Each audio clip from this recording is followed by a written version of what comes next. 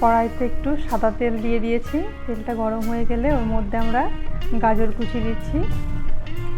গাজরগুলো হালকা করে ভেজে নিতে হবে।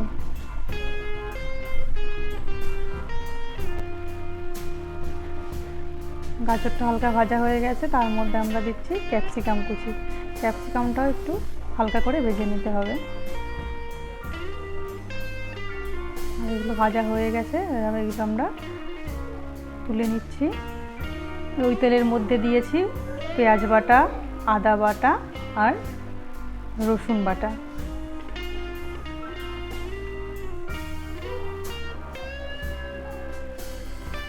আর দিচ্ছি একটু কাঁচা লঙ্কা কুচি, একটু হলুদ গুঁড়ো, আর একটু হলুদ গুঁড়ো দিলাম।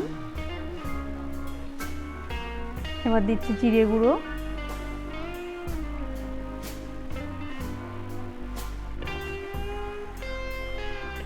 আর একটু লঙ্কা গুঁড়ো। এর মধ্যে দিয়ে দিচ্ছি আমরা সিদ্ধ করা আলু আর ক্যাপসিকাম আর গাজরগুলো দিয়ে দিচ্ছি। আর দিচ্ছি একটু ভাজা জিরের গুঁড়ো।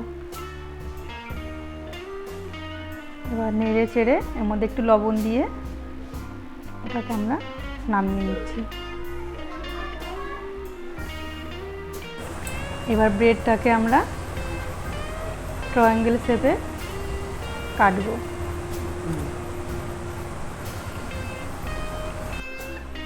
এবার ওই পুরটা ব্রেডের উপর দিয়ে দিচ্ছি,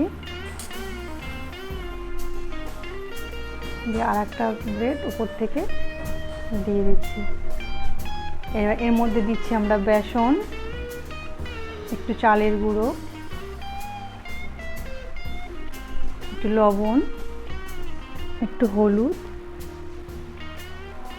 আর একটু লঙ্কা গুঁড়ো, আর দিচ্ছি ধনেপাতা কুচি।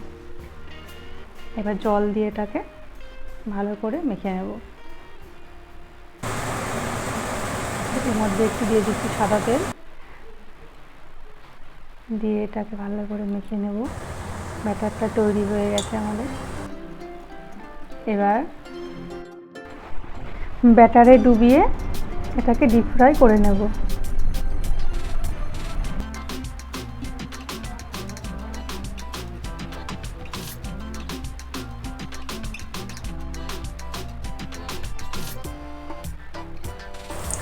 দেখুন একদিকে হয়ে গেছে প্রায়, অন্য দিকটাও ভালো করে ফ্রাই করে নিতে হবে।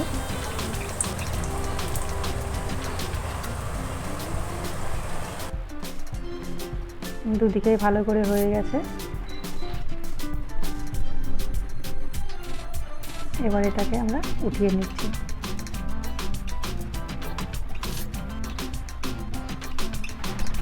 এভাবে আর কয়েকটা ভেজে নেব।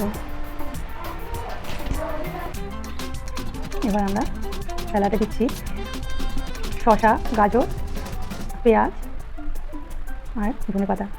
উপরে একটু সস দিয়ে দিচ্ছি আর একটু কাসুন্দি দিয়েছি।